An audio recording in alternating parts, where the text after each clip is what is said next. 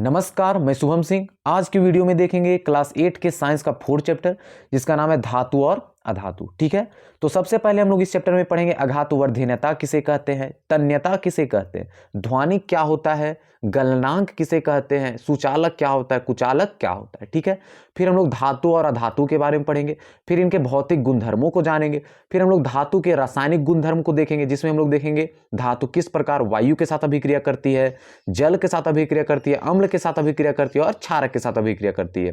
फिर हम लोग अधातु के रासायनिक गुणधर्म में देखेंगे कि आखिर अधातु वायु के साथ कैसे अभिक्रिया करता है, जल के साथ कैसे करता है, अम्ल के साथ कैसे करता है, फिर क्षारक के साथ कैसे करता है। ठीक है, फिर हम लोग देखेंगे विस्थापन अभिक्रिया और फिर देखेंगे धातु का उपयोग और अधातु का उपयोग। इतना पढ़ने के बाद ये चैप्टर हो जाएगा खत्म। ठीक है, तो चलिए शुरू करते हैं। तो सबसे पहले हम लोग पढ़ेंगे कि अघातु वर्धनीयता किसे कहते हैं। तो किसी पदार्थ का वह गुण जिसे पीटकर पतली चादर के रूप में बदला जा सके अधातु वर्धनीयता कहलाता है। मतलब किसी पदार्थ को इतना पीटो कि वो क्या बन जाए, पतली चादर बन जाए। उसी गुण को क्या बोलते हैं, अधातु वर्धनीयता बोलते हैं। जैसे में सोना, चांदी, एल्यूमिनियम, इन्हें हम पीट पीट के क्या कर सकते हैं, पतली चादर के रूप में बदल सकते हैं और यही गुण को क्या बोला जाता है, अधातु वर्धनीयता बोला जाता है। ठीक है, आया बात समझ में। चलिए आगे बढ़ते हैं। अगला टॉपिक क्या है, तन्यता किसे कहते हैं।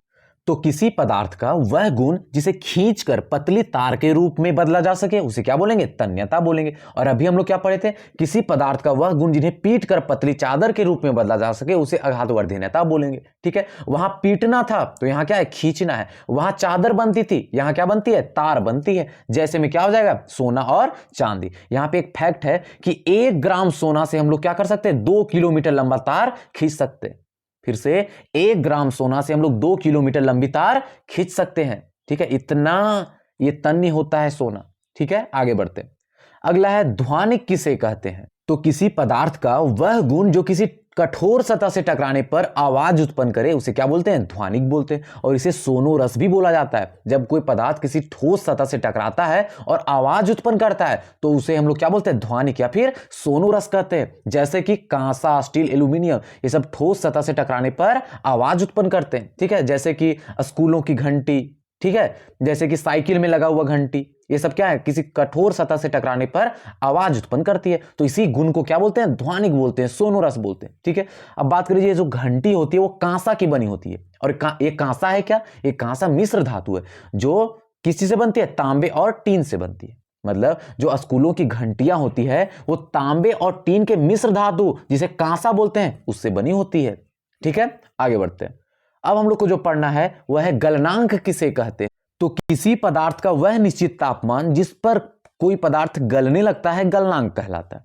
मतलब लोहा की बात करें, लोहा ठोस होता है। अब हमको इसको पिघलाना है तो क्या करेंगे, हम इसे गर्म करेंगे। तो कितना गर्म करें ये पिघल जाए। ठीक है, तो उसके लिए एक तापमान आता है, कितना, 1538 डिग्री सेल्सियस। अगर हम इसको इतना पे गर्म करेंगे तो लोहा पिघल जाएगा।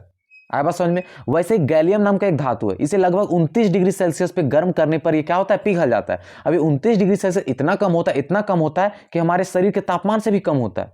इसलिए गैलियम धातु जो ठोस होता है उसे जब हम अपने हाथों पे लेते हैं तो हमारे शरीर के तापमान से ये पिघल जाता है। आया बात समझ में। ठीक है, आगे बढ़ते हैं। अगला टॉपिक क्या है, सुचालक किसे कहते हैं। ऐसा पदार्थ जिसमें करंट आसानी से प्रवाह हो सके उसे सुचालक कहते हैं। मतलब कोई ऐसा पदार्थ उठा लो जिसमें क्या हो जाए, विद्युत धारा प्रवाह हो जाए तो उसे हम लोग सुचालक बोलेंगे, और जिसमें नहीं हो उसे कुचालक बोलेंगे। जैसे कि चांदी, एल्यूमिनियम, कॉपर, या फिर जैसे बोल सकते हैं घरों में जो हमारे तार बिछे होते हैं, ठीक है, वो सब क्या है, सुचालक है, उसमें विद्युत का प्रवाह हो रहा है। ठीक है, तो हम लोग उसे क्या बोलेंगे, सुचालक। और जिसमें नहीं हो उसे क्या बोलेंगे, कुचालक। तो क्या लिखा हो इसमें, ऐसा पदार्थ जिसमें विद्युत धारा प्रवाहित नहीं हो सके उसे कुचालक कहते हैं। जैसे में कार्बन, ऑक्सीजन, नाइट्रोजन इत्यादि। ठीक है, इसमें विद्युत का प्रवाह नहीं होता है तो हम इसे क्या बोलेंगे, कुचालक। और जिसमें होता है उसे क्या बोलेंगे, सुचालक। आया बात समझ में। ठीक है, तो चलिए अब आगे बढ़ते हैं। अब हम लोग पढ़ेंगे धातु किसे कहते हैं। वे तत्व जो धनावेशित होते हैं धातु कहलाते हैं। मतलब जिस तत्व के ऊपर प्लस चार्ज हो, क्या हो, प्लस चार्ज हो, तो उसे धातु बोलेंगे। ठीक है, अधातु की बात करें तो वे तत्व जो ऋणावेशित होते हैं अधातु कहलाते हैं। ठीक है, मतलब जिस तत्व के ऊपर माइनस चार्ज हो उसे अधातु बोलेंगे। अगर प्लस चार्ज हो तो धातु और माइनस चार्ज हो तो अधातु। आया बात समझ में। ठीक है, अब आगे बढ़ते हैं। अब हम लोग पढ़ेंगे कि धातु के भौतिक गुणधर्म कौन कौन से हैं। बात करें धातु की तो धातु चमकदार होती है, धातु कठोर होती है, धातु कमरे के ताप पर ठोस होती है, ठोस अवस्था में पाई जाती है, धातु आघात वर्धनीय होती है, धातु तन्य भी होती है, ठीक है, और धातु विद्युत एवं ऊष्मा का सुचालक भी होती है, ठीक। और आगे धातु का घनत्व और गलनांक अधिक होता है और धातु ध्वनिक होती है। चलिए एक बार फिर से इसको देख लेते हैं। धातु जो है वह चमकदार होती है, चलो ठीक है। आगे है धातु कठोर होती है। क्या सभी धातु होते हैं कठोर? नहीं, तो कुछ ऐसे भी धातु हैं जो कठोर नहीं होते, जैसे कि सोडियम, पोटेशियम और लिथियम मुलायम होते हैं, और यह इतना मुलायम होता है कि इन्हें चाकू से काटा जा सकता है। आया बात समझ में? ठीक है, आगे बढ़ते हैं। आगे क्या लिखा हुआ है? धातु कमरे के ताप पर ठोस होती है। क्या जितना धातु है सब के सब ठोस होते हैं? नहीं, तो कुछ ऐसे भी धातु है जो ठोस नहीं होते, जैसे कि मरकरी। मरकरी एक ऐसा धातु है जो द्रव अवस्था में पाया जाता है, बाकी सब ठोस अवस्था में मिलता है, लेकिन मरकरी एक ऐसा धातु है जो द्रव अवस्था में पाया जाता है, ठीक है। आगे लिखा हुआ है धातु आघातवर्ध होती है, मतलब इसे पीट कर क्या कर सकते हैं? पतली चादर के रूप में बदल सकते हैं। धातु तन्य होती है, मतलब इसे खींच के लंबी तार के रूप में बदल सकते हैं। आगे धातु विद्युत एवं ऊष्मा का सुचालक होता है, ठीक है, लेकिन सभी धातु नहीं होते। कुछ ऐसे भी धातु हैं जो विद्युत एवं ऊष्मा का कुचालक होता है, जैसे कि सीसा और मरकरी क्या है? यह विद्युत एवं ऊष्मा का कुचालक होता है। आगे धातु का घनत्व और गलनांक अधिक होता है, लेकिन सोडियम और पोटेशियम जैसे धातु का घनत्व और गलनांक क्या होते हैं? कम होते हैं, ठीक है। एक और चीज अभी हम क्या बताए थे? अभी हम लोग देखे थे गैलियम और सीजियम। गैलियम और सीजियम ऐसे धातु जिनका गलनांक बहुत ही ज्यादा कम है, और इसे हम अपने हाथ पे रखेंगे तो क्या हो जाएंगे? हमारे शरीर के तापमान से ये पिघल जाएंगे, ठीक है। तो गैलियम और सीजियम का गलनांक बहुत ही कम है, ठीक है। और आगे क्या है? धातु ध्वनिक होती है, मतलब इसे पीटने पर यह आवाज उत्पन्न करती है। अब समझ में? ठीक है। अब ये हो गया धातु के भौतिक गुणधर्म खत्म। अब आगे बढ़ते हैं। अगला टॉपिक है अधातु के भौतिक गुणधर्म। अधातु जो है वह धातु का पूरा उल्टा है। जैसे यह चमकदार नहीं होती, यह कठोर नहीं होती है। अधातु कमरे के ताप पर ठोस एवं गैस अवस्था में पाई जाती है।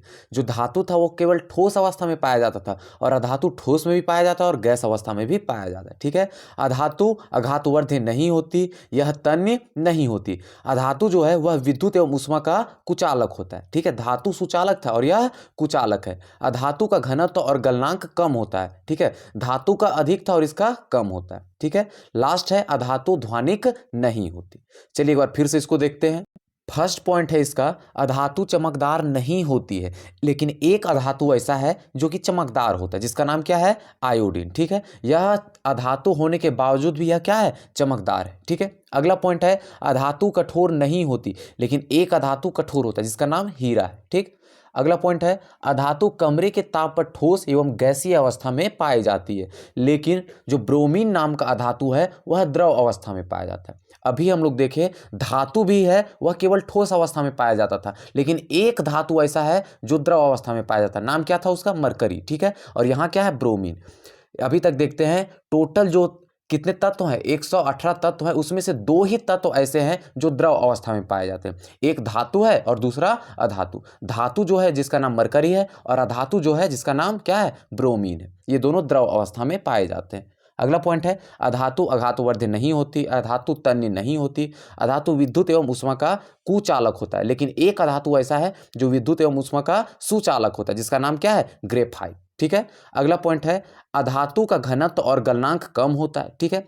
और आखिरी पॉइंट है अधातु ध्वनिक नहीं होती, इन्हें पीटने के बाद यह आवाज उत्पन्न नहीं करती, ठीक है। आगे बढ़ते हैं। अब हम लोग पढ़ेंगे धातु के रासायनिक गुणधर्म। धातु ऑक्साइड जो है वह क्षारीय प्रवृत्ति का होता है, मतलब इसमें क्षारक के गुण पाए जाते हैं। किसमें? धातु के ऑक्साइड में, ठीक है।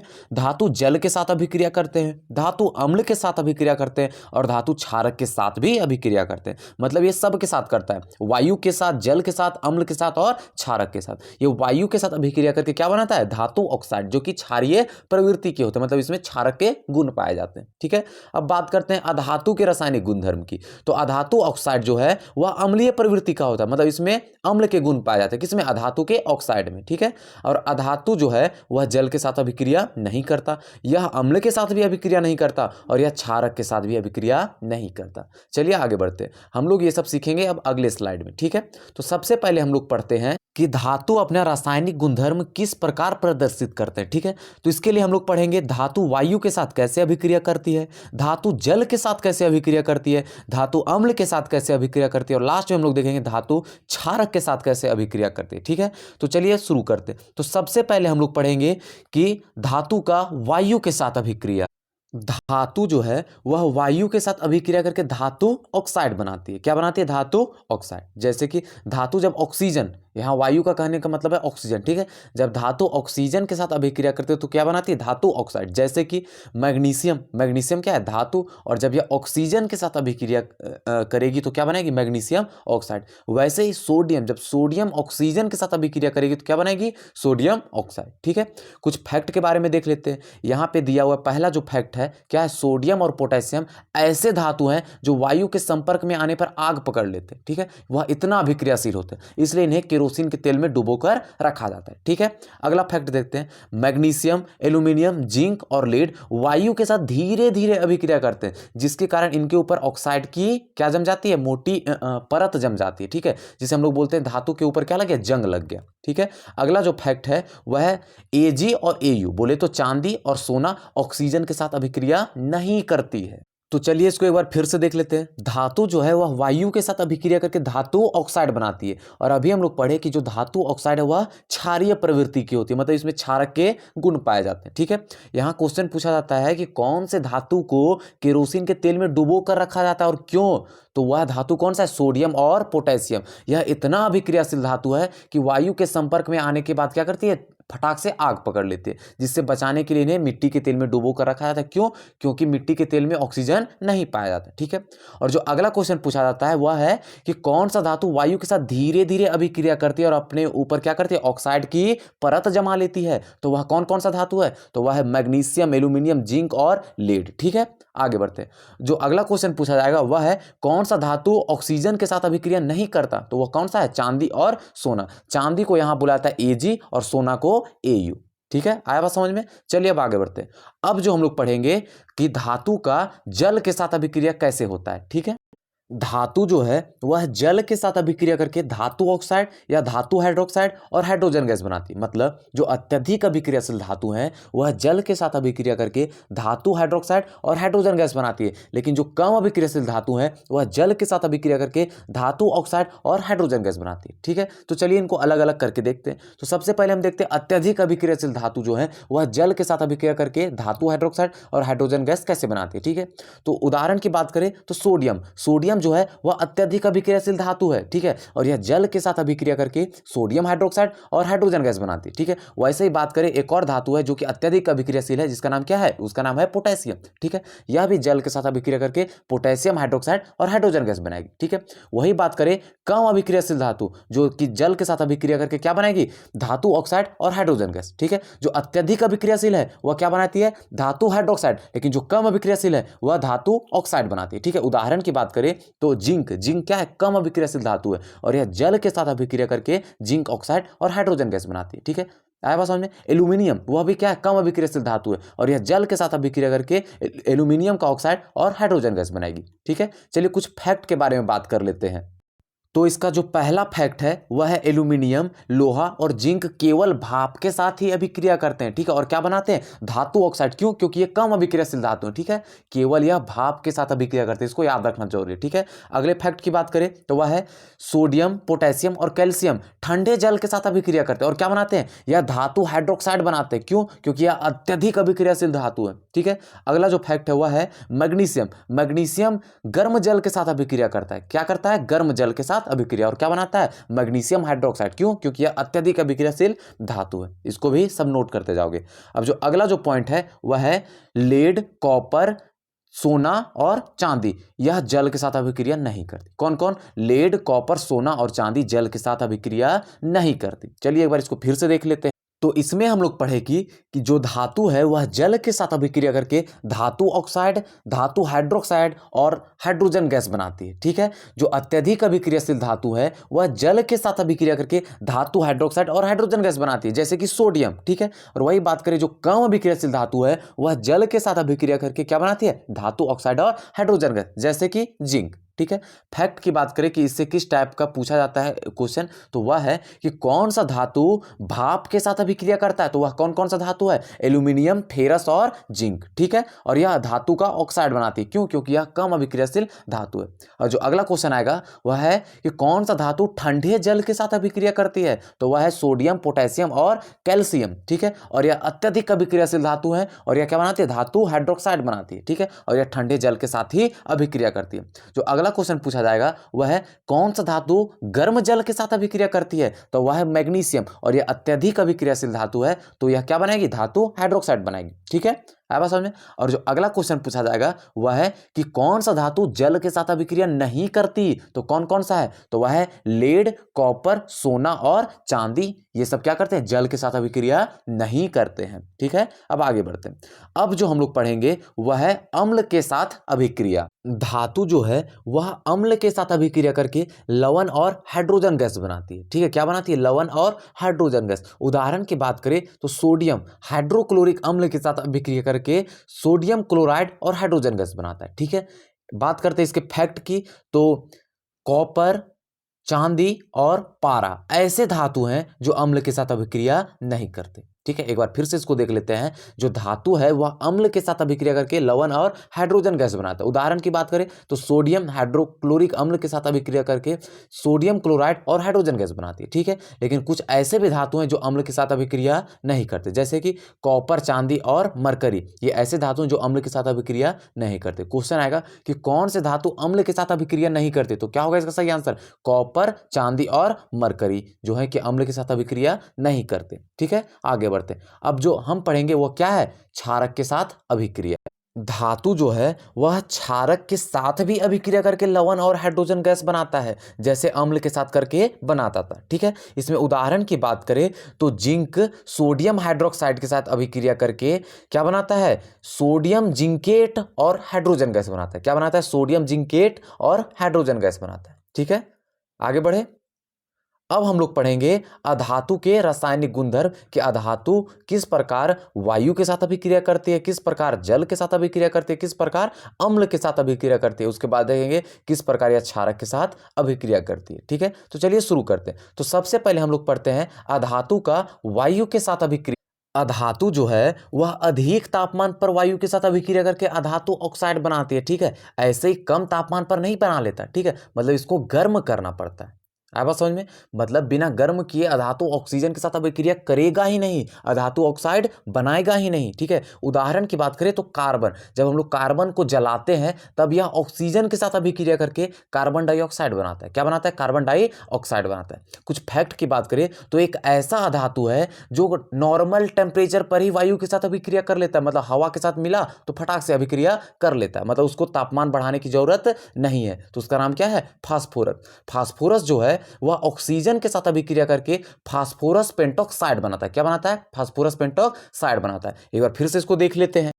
तो एक बार फिर से इसको देख लेते हैं। जो अधातु है वह अधिक तापमान पर वायु के साथ अभिक्रिया करके अधातु ऑक्साइड बनाता है। कब, अधिक तापमान पर, ठीक है। जैसे में कार्बन जो है वह ऑक्सीजन के साथ अभिक्रिया कब करता है, जब इसको अधिक तापमान देते हैं तब, और जाके क्या बनाता है, कार्बन डाइऑक्साइड बनाता है। मतलब अधातु ऑक्सीजन के साथ अभिक्रिया करता है लेकिन अधिक तापमान पर, तब जाके बनता है क्या, अधातु ऑक्साइड। और अभी हम लोग पढ़े जो अधातु ऑक्साइड है वह अम्लीय प्रवृत्ति का होता है, मतलब इसमें अम्ल के गुण पाए जाते हैं। वही जो धातु ऑक्साइड है उसमें क्षारक के गुण पाए जाते हैं और अधातु ऑक्साइड में अम्ल के गुण पाए जाते हैं। लेकिन एक अधातु ऐसा है जो कम तापमान में भी वायु के साथ अभिक्रिया कर लेता है, जिसका नाम क्या है, फास्फोरस। यह हवा के संपर्क में आने के बाद क्या करता है, फटाक से आग पकड़ लेता है, ठीक है। और क्या बनाता है, फास्फोरस पेंटॉक्साइड बनाता है। क्या बनाता है, फास्फोरस पेंटॉक्साइड बनाता है। इसलिए इसको केरोसिन के तेल में डुबो कर रखा जाता है, ठीक है। और यह इकलौता अभिक्रियाशील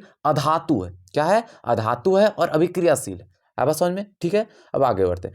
अब हम लोग पढ़ेंगे कि अधातु का जल के साथ अभिक्रिया। अधातु जो है वह जल के साथ अभिक्रिया नहीं करती, ठीक है, अधातु जल के साथ अभिक्रिया नहीं करती। अम्ल की बात करें तो अधातु अम्ल के साथ भी अभिक्रिया नहीं करती, ठीक है। क्षारक की बात करें तो अधातु क्षारक के साथ भी अभिक्रिया नहीं करती। मतलब जो अधातु है वह केवल ऑक्सीजन के साथ अभिक्रिया करता है, लेकिन कब? अधिक तापमान पर। कब करता है? अधिक तापमान पर, बाकी किसी के साथ नहीं करता, ना जल के साथ, ना अम्ल के साथ, ना क्षारक के साथ। आया बात समझ में? ठीक है, अब आगे बढ़ते। अब हम लोग पढ़ेंगे विस्थापन अभिक्रिया किसे कहते हैं। तो वह रासायनिक अभिक्रिया जिसमें अधिक अभिक्रियाशील तत्व कम अभिक्रियाशील तत्व को उसके यौगिक से विस्थापित कर देती है, उसे विस्थापन अभिक्रिया कहते हैं। मतलब जो अधिक अभिक्रियाशील तत्व है कम अभिक्रियाशील तत्व को उसके यौगिक से हटा देगी, यही अभिक्रिया को विस्थापन अभिक्रिया कहते हैं। एक बार इसको उदाहरण से समझते हैं। ये जो कॉपर सल्फेट है, क्या है? कॉपर सल्फेट का जो विलयन है, इसमें जब हम लोग जिंक को डालते हैं, ये जो जिंक है वह कॉपर की तुलना में अधिक अभिक्रियाशील तत्व है, ठीक है। जब हम लोग जिंक को कॉपर सल्फेट में डालते हैं तो यह क्या करता है? उससे कॉपर को बाहर भगा देता है और खुद जाके उसके जगह पे बैठ जाता है, जिसके बाद जाके बनता है जिंक सल्फेट। अब समझ में? इस उदाहरण को एक बार फिर से देखते हैं। ये जो कॉपर सल्फेट है जिसका रंग नीला होता है, इसमें हम लोग जब जिंक को डालते हैं तो यह कॉपर को बाहर भगा देता है और खुद से उसके जगह पे बैठ जाता है और उसके बाद जाके बनता है जिंक सल्फेट। और यह जो जिंक सल्फेट का विलयन है इसका रंग रंगहीन होता है। मतलब इसका रंग जो नीला था पहले वह क्या हो गया? रंगहीन हो गया। और यही अभिक्रिया को विस्थापन अभिक्रिया कहते हैं। एक और उदाहरण की सहायता से हम लोग इसको समझ सकते हैं। जब हम लोग कॉपर सल्फेट के विलयन में आयरन को डालते हैं, क्या डालते हैं? लोहा को डालते हैं, तो फिर से कॉपर बाहर निकल जाता है और उसके जगह पे आयरन जाके बैठ जाता है, तब जाके बनता है ये आयरन सल्फेट। मतलब ये जो कॉपर सल्फेट का रंग कैसा था? नीला। जब हम लोग इसमें आयरन को डाल दिए, बोले तो लोहा को डाल दिए, तो इसका रंग कैसा हो गया? हरा, ठीक है। क्योंकि आयरन सल्फेट का रंग कैसा रहता है? हरा। जिंक सल्फेट का रंग कैसा रहता है? रंगहीन। कॉपर सल्फेट का रंग कैसा रहता है? नीला। यहां बार बार हम लोग कॉपर सल्फेट को देख रहे हैं, तो एक बार इसके बारे में देख लेते हैं, ठीक है। ये जो कॉपर सल्फेट है इसका रासायनिक सूत्र क्या है? CuSO4। और इसका रंग कैसा रहता है? नीला रहता है। इसे नीला थोथा, तूतिया या फिर क्यूप्रिक सल्फेट भी बोलते हैं। आया बात समझ में? ठीक है, अब आगे बढ़ते हैं। अब जो हम लोग पढ़ेंगे वह है धातु का उपयोग। तो अब हम लोग जानेंगे कि हम अपने दैनिक जीवन में धातु का उपयोग कहाँ कहाँ करते हैं, ठीक है। तो इसका पहला पॉइंट है तांबा और एल्यूमिनियम जैसे धातु का उपयोग हम लोग विद्युत तार के निर्माण में करते हैं, ठीक है। अगला पॉइंट है तांबा, लोहा और एल्यूमिनियम जैसे धातु का उपयोग हम लोग बर्तन एवं मशीन निर्माण में करते हैं, ठीक है। अगला पॉइंट है सोना एवं चांदी जैसे धातु का उपयोग हम लोग गहने बनाने में करते हैं। अगला पॉइंट एल्यूमिनियम जैसे धातु का उपयोग हम लोग विद्युत फ्यूज तार के निर्माण में करते हैं। किसमें? विद्युत फ्यूज तार के निर्माण में एल्यूमिनियम जैसे धातु का उपयोग करते हैं, ठीक है। अगला जो पॉइंट है वह पारा जैसे, जिसे क्या बोलते हैं? मरकरी। मरकरी जैसे धातु का उपयोग हम लोग थर्मामीटर में करते हैं, ठीक है। अगला पॉइंट है सीसा जैसे धातु का उपयोग हम लोग एक्सरे के लिए करते हैं, ठीक है। अगला जो पॉइंट जिसमें sodium, lithium, barium, magnesium, calcium और तांबा जैसे धातु का उपयोग हम आतिशबाजी में करते हैं। अभी आतिशबाजी क्या होता है? जब हम पटाखा फोड़ते हैं तो उससे रंग बिरंगा लाइट निकलता है। तो यह जो लाइट है जो रंग बिरंगा निकल रहा है वह इन्हीं धातुओं के कारण से निकल रहा है, ठीक है। मतलब अगर वह लाइट पीला हो तो उससे पता चलता है कि उस पटाखा में हम सोडियम जैसे धातु का उपयोग किए हैं, ठीक है। यदि वह लाइट लाल हो तो उससे पता चलता है कि उसमें लिथियम का प्रयोग किया गया है। यदि वह लाइट नीला हो तो उससे पता चलता है उसमें तांबा का प्रयोग किया गया है। आया बात समझ में? ठीक है, अब आगे बढ़ते हैं। अब हम लोग पढ़ेंगे अधातु का उपयोग, कि हम अपने दैनिक जीवन में अधातु का उपयोग कहाँ कहाँ करते हैं। तो ऑक्सीजन जैसे अधातु का उपयोग हम सांस लेने के लिए करते हैं और इसका उपयोग दहन के लिए भी किया जाता है। मतलब आग लगने के लिए ऑक्सीजन गैस आवश्यक है, बिना ऑक्सीजन का आग नहीं लगता, ठीक है। अगला पॉइंट है वह है कार्बन डाइऑक्साइड जैसे अधातु का उपयोग हम लोग आग बुझाने के लिए करते हैं। क्यों? क्योंकि ये जो कार्बन डाइऑक्साइड जो गैस है वह भारी गैस है, ठीक है। किसकी तुलना में? ऑक्सीजन की तुलना में। यदि कहीं आग लगा हो और हम वहां कार्बन डाइऑक्साइड गैस छोड़े तो वहां से उपस्थित जो ऑक्सीजन है उसको दूर भगा देती है यह गैस, ठीक है। उसके स्थान पे खुद जाके बैठ जाती है, जिससे आग बुझ जाता है। क्यों? क्योंकि अभी हम लोग पढ़े दहन के लिए ऑक्सीजन आवश्यक है, बिना ऑक्सीजन का आग नहीं लगता, ठीक है। अगला पॉइंट है कोयला और हाइड्रोजन जैसे गैस का उपयोग ईंधन के रूप में किया जाता है। आगे है आयोडीन जैसे अधातु का उपयोग नमक के रूप में किया जाता है। ठीक है। अगला पॉइंट है वह है नाइट्रोजन जैसे अधातु का उपयोग भोजन के संरक्षण में किया जाता है। मतलब ये जो चिप्स की थैली होती है इसमें नाइट्रोजन गैस का उपयोग किया जाता है। ठीक है, नाइट्रोजन गैस को भरा जाता है। क्यों? क्योंकि यह एक अक्रिय गैस है, यह भोज्य पदार्थों के साथ अभिक्रिया नहीं करती। अगला पॉइंट है नाइट्रोजन का उपयोग पौधों द्वारा प्रोटीन बनाने में भी किया जाता है। अगला पॉइंट है क्लोरीन जैसे अधातु का उपयोग जल के शुद्धिकरण में किया जाता है। ठीक है, और हीलियम और आर्गन जैसे अधातु का उपयोग ट्यूबलाइट में किया जाता है। ठीक है, आखिरी जो पॉइंट है वह है द्रवित नाइट्रोजन। ठीक है, द्रवित नाइट्रोजन जैसे अधातु का उपयोग दान किए गए रक्त और शरीर के अंग को सुरक्षित रखने के लिए किया जाता है। मतलब जब हम अपना ब्लड क्या करते हैं, दान करते हैं, हम अपने ब्लड को अपने शरीर से बाहर निकालते हैं तो वह खराब क्यों नहीं होता? क्योंकि उसमें नाइट्रोजन गैस का उपयोग किया गया है। आया समझ में? चैप्टर हो जाता है खत्म। ठीक है, अगर इसका पीडीएफ चाहिए तो आपको डाउनलोड करना पड़ेगा टेलीग्राम, और जहां जाके सर्च करना पड़ेगा क्या, ज्ञान तंत्र 0। ठीक है, वहां ये पीडीएफ आपको बिल्कुल फ्री में मिल जाएगा। ठीक है, अभी के लिए इतना ही, अब मिलेंगे कोई और चैप्टर में।